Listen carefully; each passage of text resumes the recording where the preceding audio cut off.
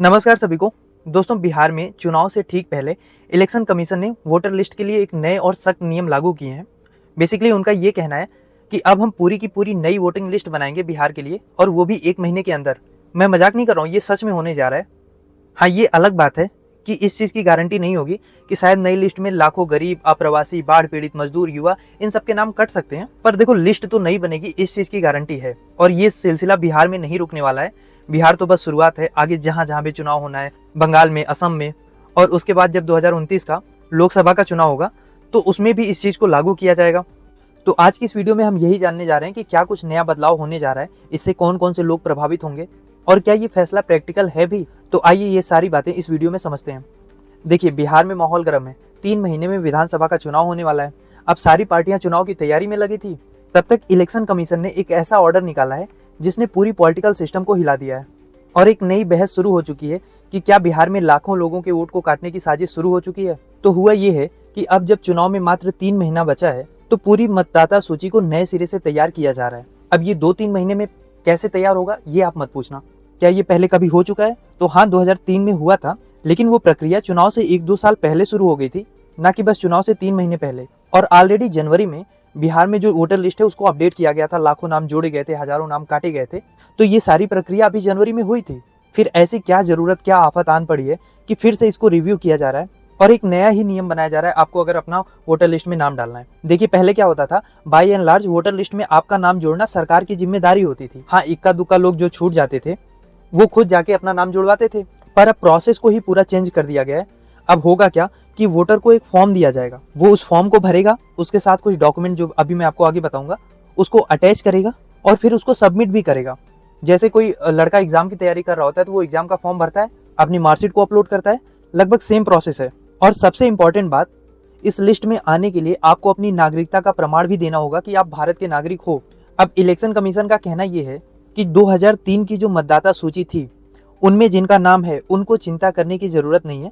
उनको बस करना क्या है कि वो फॉर्म भरना है और उसके साथ वो मतदाता सूची वाला लिस्ट का फोटोकॉपी आपको लगा देना है जहाँ पे आपका नाम था। हाँ, बस उसमें एक कंडीशन ये भी है कि उस समय जो आपका नाम उस सूची में है वो नाम वो सेम स्पेलिंग होनी चाहिए, आपका पता सेम होना चाहिए, मतलब कुछ भी चेंज नहीं होना चाहिए, वरना वो भी इनवैलिड होगा। अब आप सोच के देखो, जिनका नाम 2003 की मतदाता सूची में रहा होगा उनकी उम्र कम से कम 40 साल होगी, क्योंकि उस समय वो 18 साल के रहे होंगे। तो अब बिहार में जो टोटल आबादी है वो लगभग 8 करोड़ के आसपास है, और यहाँ पे 40 से ज्यादा उम्र के लोग 3 करोड़ के आसपास हैं। बाकी 5 करोड़ लोग 40 साल से कम उम्र के हैं। ये मैं आपको लमसम आंकड़ा बता रहा हूँ। तो यानी जो 3 करोड़ लोग हैं उनको फॉर्म भरना है, उसके साथ अपनी पिछली मतदाता सूची का जिराक्स कॉपी लगा देना है, उनको ज्यादा कुछ नहीं करना है।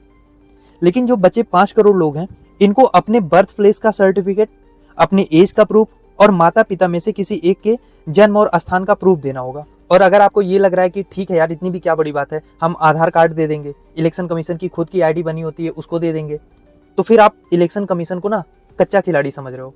उसमें ये डॉक्यूमेंट वैलिड नहीं है जो लगभग सबके पास मिलते हैं। ना वहाँ पे आधार कार्ड वैलिड होगा, ना इलेक्शन कमीशन की खुद की आईडी वैलिड होगी।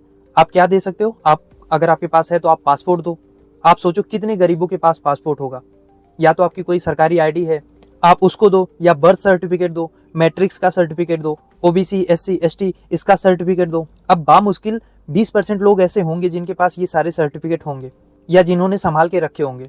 बाढ़ पीड़ित, गरीब, अप्रवासी, युवा, मजदूर जो अपने 2 वक्त के खाने के जुगाड़ में लगे हैं, आपको क्या लगता है क्या वो इस प्रोसेस में पड़ेंगे? बिहार में जहाँ पे 73% लोग बाढ़ से पीड़ित होते हैं, जो अपना घर तक नहीं बचा पाते, उनमें से कितने लोगों के पास ये सर्टिफिकेट होंगे?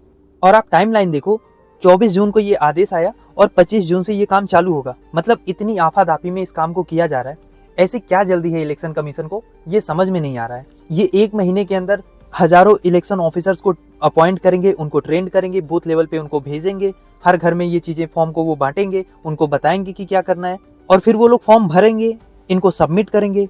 ये सारा प्रोसेस ये लोग 1 महीने में करेंगे, ऐसा ये दावा करते हैं। और इलेक्शन कमीशन का ये भी कहना है कि ये प्रोसेस बस बिहार से हमने शुरू किया है, आगे चल के इसको बंगाल और बाकी स्टेट में भी लागू करेंगे, और 2029 तक इसको पूरे देश में एक स्टैंडर्ड प्रोसेस बना देंगे। अब जो भी अपोजिशन पार्टीज हैं, स्पेशली इंडिया अलायंस, इस पे सवाल उठा रही है कि ये मूव गरीबों को, माइग्रेंट्स को, लोअर मिडिल क्लास के वोटर्स को सबसे ज्यादा प्रभावित करेगा। और आप खुद सोच के देखो यार, ये प्रैक्टिकली पॉसिबल है ही नहीं। दरअसल प्रोसेस को ही इतना कॉम्प्लिकेटेड बनाया जा रहा है कि जेन्युइन वोटर्स को लिस्ट से बाहर किया जा सके। अपोजिशन का आरोप ये है कि ये एक नए तरीके का एनआरसी है जिस प्रोसेस के थ्रू जेन्युइन वोटर्स को फिल्टर किया जा रहा है। और ये सब लागू करने से पहले इलेक्शन कमीशन ने पॉलिटिकल पार्टी से कंसल्ट भी नहीं किया है। अब मेरा सवाल आपसे ये है कि आपको क्या लग रहा है, क्या ये बदलाव सच में डेमोक्रेसी को मजबूत करने के लिए हो रहा है, या मिलियंस ऑफ वॉइसेस को चुप किया जा रहा है, लाखों लोगों का नाम वोटर लिस्ट से काटने की एक साजिश लग रही है? क्या सोचते हैं आप इस बारे में? लिखिए अपनी राय कमेंट बॉक्स में।